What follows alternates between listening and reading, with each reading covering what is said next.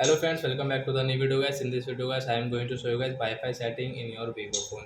In this video guys, I will show you guys how can you connect Wi-Fi in your Vivo phone. Guys, you want to connect guys Wi-Fi in your Vivo phone, so guys you can connect. And guys, now let's see how to connect Wi-Fi in our Vivo phone. In this video guys, I am going to show you friends. So first of all guys, open your phone setting to connect Wi-Fi.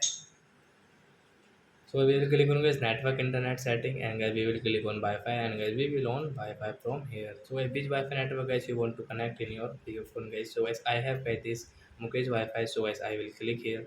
So guys I will enter password here. Guys you can check your password from here and this wrong password and connect.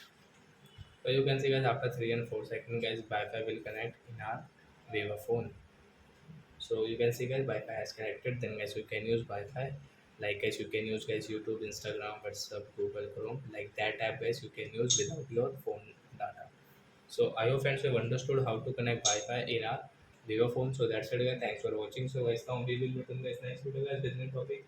Before going guys please go and like my video, subscribe my channel. Bye bye friends.